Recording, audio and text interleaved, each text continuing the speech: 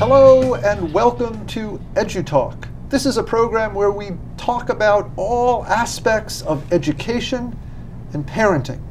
We apply a laser focus onto a controversial issue so that we give you enough information to decide for yourself about what is the best path.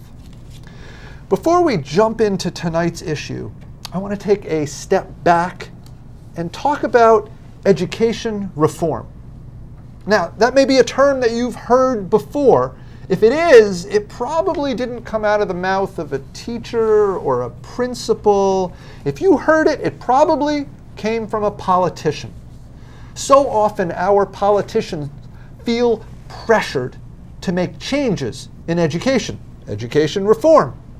Unfortunately, they're not necessarily very knowledgeable about how to improve education. What this means is that typically education reform becomes synonymous with more testing. And that brings us to the issue we're focusing on today, which is assessment. From my experience, there's a lot more testing now than there used to be.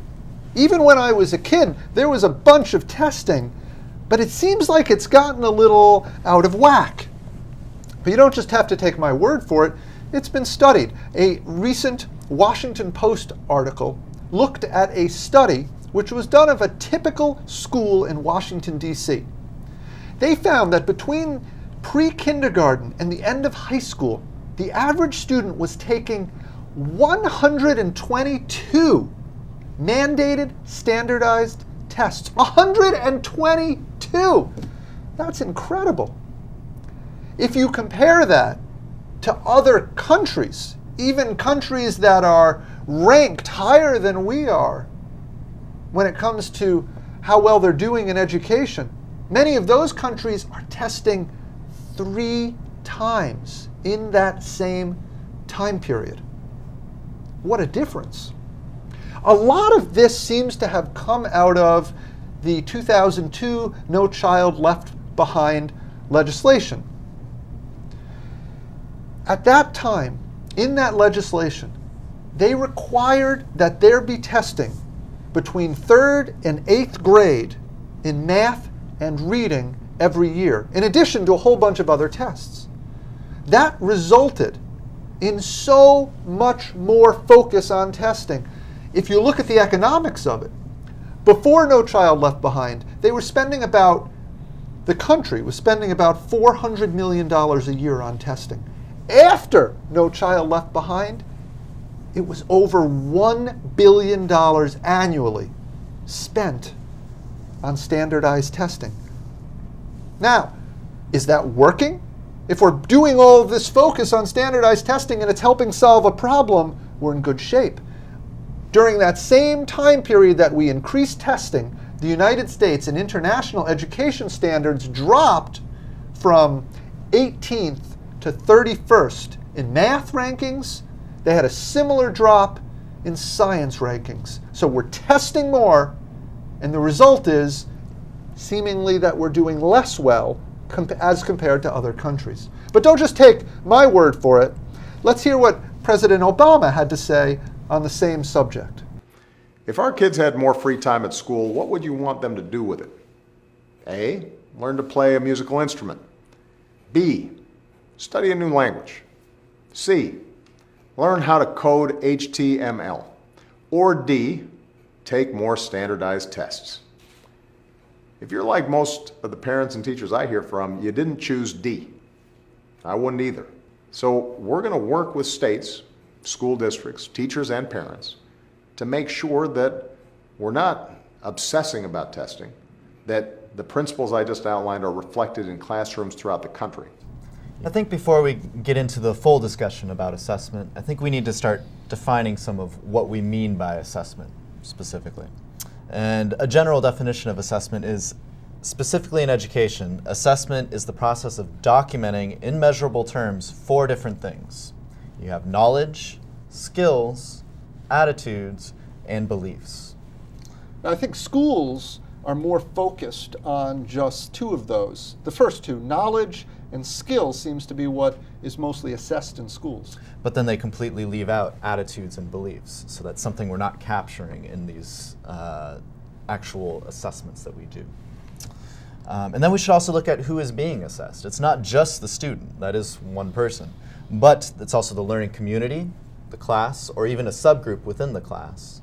And then there's also the institution as a whole, the school itself. And then zooming out even further is the educational system as a whole. So that's the state at the state level and at the federal level. Which connects to what I was just talking about, comparing our country to other countries. They're using that sort of assessment. Exactly. The even broadest. at the international level. And I mean, when we think about assessment in general, you've said the word a couple times, it's tests. Lots and lots of tests, especially Scantron ones you can just bubble in the answer. Get your number 2 pencil. Only a number 2 pencil. God forbid it's a number 3 or a number 4. And then how does this version of assessment influence the curriculum itself? I mean, a lot of curriculum nowadays is teaching to the test. The actual test is driving what teachers are teaching.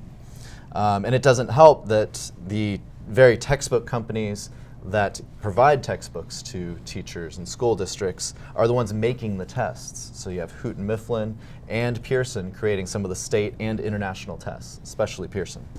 So they create a textbook not based upon a bunch of educators standing back and saying, how is it that we should best inform our students about a subject like global studies? Instead, they're saying, how is it that we can best help our students get high scores on a test on global studies? It seems like things have been flipped on their heads there. Exactly. And at the end of every unit inside each of these textbooks, there's a summary review that highlights a lot of the key terms they put in bold in the previous chapter, kind of putting a spotlight on exactly what you need to know to pass the test coming up. So you just have all these key terms you're studying.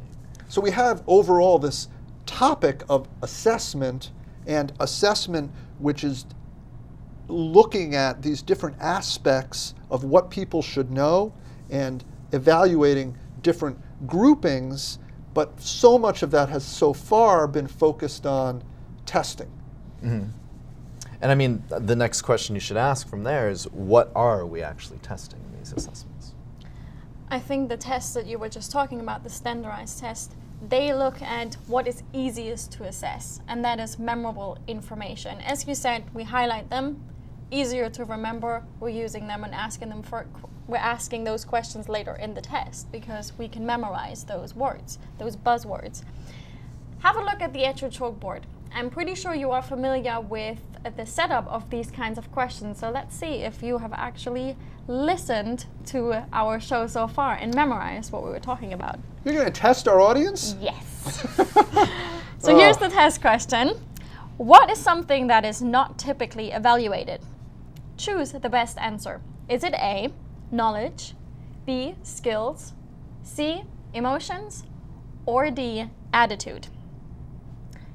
Now, this kind of assessment tests whether you have memorized what we have just talked about. It's fairly easy for me to then assess you. Oh, you paid attention, you've got the correct answer. But do you actually know and do you actually internalize what it means to evaluate knowledge or skills, or have you simply just memorized a few buzzwords that came up in the discussion? Assessing memorable information, I believe, leads to fragmented knowledge rather than really deep understanding of a material.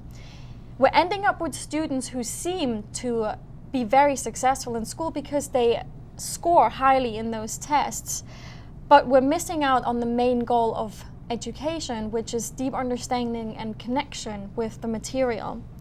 Standardized tests, they look at whether schools hit those benchmarks.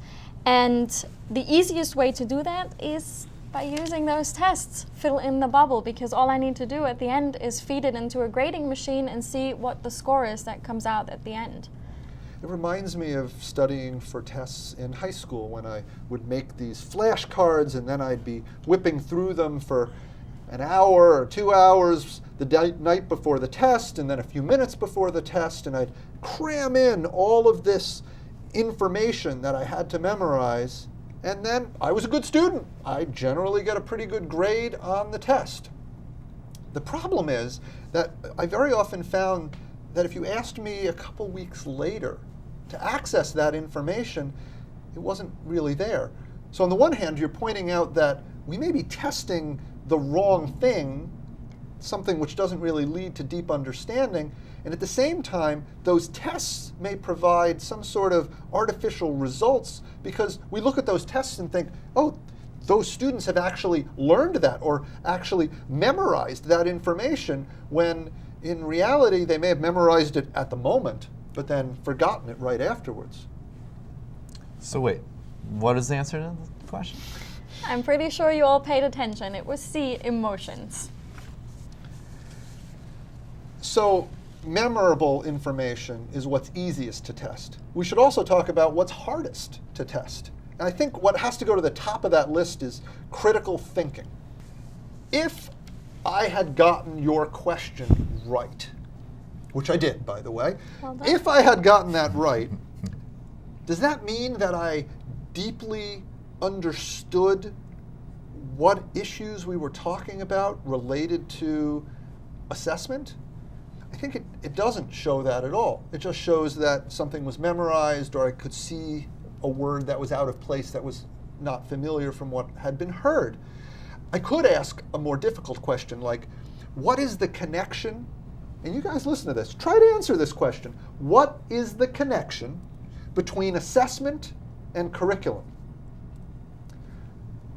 Now, we talked about this issue. Trevor focused on that earlier on in the show, but you probably couldn't have just memorized that information. In order to be able to answer this, you had to really listen to what he had to say, compare it to other things that we were saying, place it within your own framework and knowledge, and apply critical thinking skills. Now, this is a good question, a question that a teacher like Trevor might use in a history class, but isn't going to fit very well on a standardized test using a Scantron. Other things that are hard to assess: creativity. I could ask a question about today's show that would require creativity. For instance, I could say, what are some alternative ways to assess students? Now, we haven't talked about that. We're going to talk about it, but we haven't talked about it yet. So our audience has the ability to apply their own creativity and critical thinking combined to address that question. Higher order thinking skills being used? Absolutely. Something that fits on a standardized test? Probably not. Finally, the last issue I want to talk about in terms of things that are hard to assess: life skills. We as teachers get into education not to have our students memorize facts, but because we want to help shape the youth to become better people. We want them to be successful adults. And in order to do that, they need life skills, for example, like independence and responsibility. But when we spend so much time on a curriculum based on teaching kids to memorize facts, we don't have time to teach these skills. And we see the failings of that. The time when students are leaving high school to go out into the world to get a job or to go on to college, that's the time they stumble, because they haven't been independent before. They haven't practiced being responsible, and so they haven't really developed those skills. Skills that are harder to teach, but we would be able to teach if partially we use different types of assessment. So with all these things falling through the cracks of standardized tests, I mean, why do we even assess at all? I mean, what are the goals of assessment? Why do we place so much emphasis on assessment? I think one of the positives of assessment is it gives information to the teachers. So I think that should be one of the goals that we use assessment for. It gives information not only on how well the student's doing, but how well is the teacher actually teaching the material itself. Are the kids coming away with something at the end of every day and applying it to their lives, or at least not forgetting the information like 2 weeks later, like you were saying. So I mean, I think a good way a teacher could utilize assessment to reflect back on themselves is is to do like a beginning assessment at the beginning of the year, kind of see what their students can do, kind of do a couple push questions so they can realize, what they could potentially do, maybe not just inherent knowledge they already have, and then over time, see what they're walking away from each unit with. I mean, I'm a history teacher, so at the end of every major unit I'm teaching, I do kind of a general overview type of test just to see what they're actually walking away with.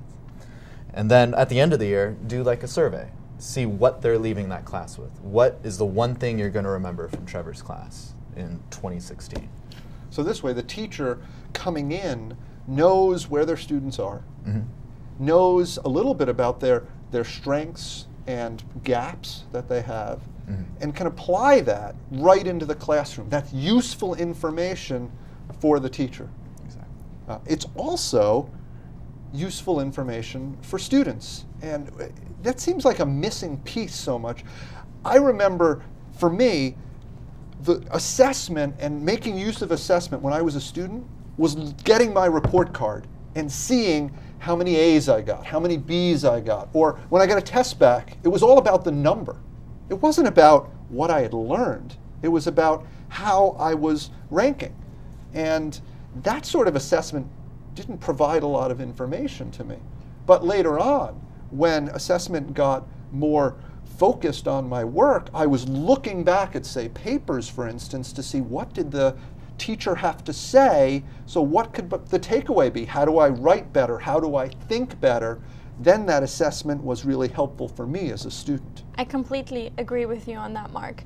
I would like to talk a little bit about alternative assessment. And these alternative assessments assess the skills that you just mentioned, Mark. The one that usually take more time and are harder to assess. And what I feel is that as a teacher, we are not really trusted to make those assessments, those evaluations, because it's not a test that you can take. There is no bubble to fill in. There is no score coming out of it. It is us evaluating the kids on a completely different level than just memorizing facts in the class. So when we move away from thinking about assessment as standardized tests and instead think of it more broadly as what a teacher does in a variety of ways, it's not standardized, but maybe provides more helpful information to meet the goals that we were just talking about. And to really help the kid along to become the best learner they can be. Because I think just memorizing stuff doesn't make you a great learner. It's all the things that you just mentioned, self-assessment, for example. So as a teacher, we use an array of different kinds of assessment, and I'm not sure if our viewers are all familiar with those ones, so I would like to share our expertise or our tools that we're using in the classroom. And something that I use on a daily basis are observations. And observations are done by the teachers in each and every class that they have on each single day. And the main questions that I'm basically asking myself is my student learning at this very moment? And I'm answering that question to myself by looking at all of the signals that the students can give me. Are they focused on the activity that they're doing? Are they engaged in discussion? Do they ask any follow-up questions? Do they produce work? So by looking at all of these signals, I can make an informal assessment to help me amend my class. So if something is not going right, an activity is just not really working for the kids, I can change my lesson plan on the go to make sure that everybody is taking away something at the end of my class. Or I might observe that one kid that's just looking out of the window a little bit too long and it's completely disengaged in what we're doing, and I'm trying to get them back in by asking some questions, have a one-on-one conversation like what's happening right now, to really make sure everybody is switched on and not drifting off. You're really using your understanding of people and people skills in order to detect really minutiae of differences, like whether a student is looking at you and focused or glazed over. It's very subtle. Whether a student is doodling to help them focus on what you're saying or they're focused on their doodling. Whether their foot is tapping because they're distracted or that's also helping them stay focused on what's going on. all of that requires you to make interpretations, and as a skilled teacher, you're able to do that. Homework is another type of alternative assessment. Now, I know that's a bugaboo for a lot of people out there. And the reason is that it's gotten out of control. Homework started off as something which took a small amount of time, and as we've talked about in other episodes, it's steamrolled to the extent that it takes hours and hours for students, even at a very young age. But that doesn't mean the idea of homework is bad. Homework as a type of assessment can show the teacher and the student what they've learned in the class. Can they, working on their own, at home, independently, reproduce or take a step further the ideas that were presented in class? And then the teacher has this material, the homework, and they have a lot of choices about what to do with it. They could collect it and assess it on their own. They could do a group activity. They can just walk around and check it off. But again, you have that ability to gather information about what your students are learning and how they're doing. You're just not able to do it in a standardized form like a standardized test. Right. And something I use in my classroom is our in-class assignments or in-class projects. So just recently I had a little unit on nuclear proliferation in my global studies class. And I told them at the beginning of this little unit that, by the end of this, after lectures, some homework, a video we're going to watch, we're going to have a debate at the very end. And you're going to have to eventually take a side. So while I'm going through this unit, start thinking through, where do you actually stand on proliferation? And so first couple days I did a lecture, I kind of went through some of the arguments, I gave a homework that connected to the lecture I had just given, so they're able to kind of reinforce what they had just learned, and also had some leading questions that I would address the next day in lecture. And then on the last day, the debate day, I said, okay, it's time to take a side. I wrote for, I wrote against, little columns. I had, okay, who's gonna be for it? Who's gonna be against it? And then from there, I had them write down all of the arguments for, like with the reasons why they are for proliferation. The against side did the exact same thing, went through all their arguments. And then I had them kind of pick apart each side once they had fully fleshed out their argument. So I said, you people who are for proliferation, tell the against people why they're wrong. Same thing with the other side. Some of them wanted to be in between, but I said, nope, you got to take a stand right now. There's no in between. I think one of the things that's great about that example has to do with the whole variety of skills and intelligences it hooks into. Because you could have simply lectured, had them take notes, studied their notes, but that's only going to work well for a certain type of learner. You created an ability to assess a variety of skills by having them listen to the lecture, having them do reading, having them do writing, having them organize their thoughts, and then do a presentation out loud verbally.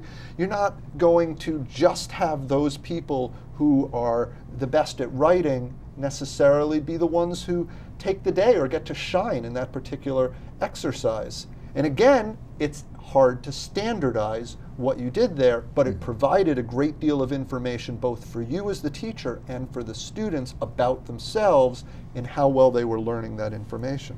And it built some of their skills, so as far as making an argument, being able to cogently kind of take apart another person's argument, presentation skills, just some of them were kind of just spitballing ideas that completely worked, for their side. But it was just a type of creativity and a type of presentation that they normally wouldn't have in the normal test. I mean, they got to use like critical thinking, creativity. They had to be independent to work on it on their own, and then responsible to bring it back and be able to make their arguments. And form a belief and take a stand with their belief, share their opinion. In my writing workshops, I do a lot of peer assessment. And peer assessment is a technique where students assess the work of a peer that is based on some of the criteria that I'm setting out for them. So one of the students will read out their story that they have written, and the others will actively listen and try to form an opinion about the piece of writing. So we usually start off with some positives that we really want to make sure that everybody comes out with, hey, I'm really doing well, I'm progressing, but we also want to make sure that we criticize in a respectful manner and that we criticize so that somebody can work on their writing. It's a great tool because it shifts the whole power in the classroom. Now suddenly the kids are in charge of looking at each other's work. It's not just me assessing the kid, but the others are doing it. And it really helps and allows the children to develop those higher thinking skills. And while they are assessing, I'm assessing the kids who are assessing, because I can look, do you actually understand what it means to have a good piece of writing, to listen to a good piece of writing? Can you pick out some of the grammar mistakes that were done? Can you help the kid develop their story through good questionings that you can ask afterwards to help them move along in their writing? It reminds me that as teachers, we all know that if we really have learned something, then we're able to teach it. And the kids who are doing the assessment of other kids, if they've really learned about writing and the writing process, they're able to then apply it by telling that to a student when they're listening to that student's work. The last type of alternative to testing assessment I want to mention is self-assessment. Students so often are not able to form a self-image that matches with their abilities. I've had many times a student come into my writing class and say, I'm a terrible writer, I can't write at all. And then they sit down, you give them a piece of paper, a little time, a little encouragement. They put ideas on paper and it's amazing, really thoughtful, good use of language. What you have is the student's assessment of themselves is low and their ability is high, and they don't see themselves accurately. And we know as adults that one of the things that will make us effective in the world, that does make us effective, is when we are able to accurately assess ourselves. What are we good at? What do we need work on? And then we're able to go out and succeed in different areas. So where does this leave us? Educational reform is something that, when normally talked about, means testing. But if we want to take a step back and say, how can we really deeply improve learning? It might involve assessment, but we have to understand assessment the way teachers see assessment, as something that we are doing as teachers all throughout our day. We are making assessments, and even though those assessments are not able to be standardized, if we trust our teachers, if we have faith in their ability because they've been trained and they're dedicated to their students, which is true in general, then their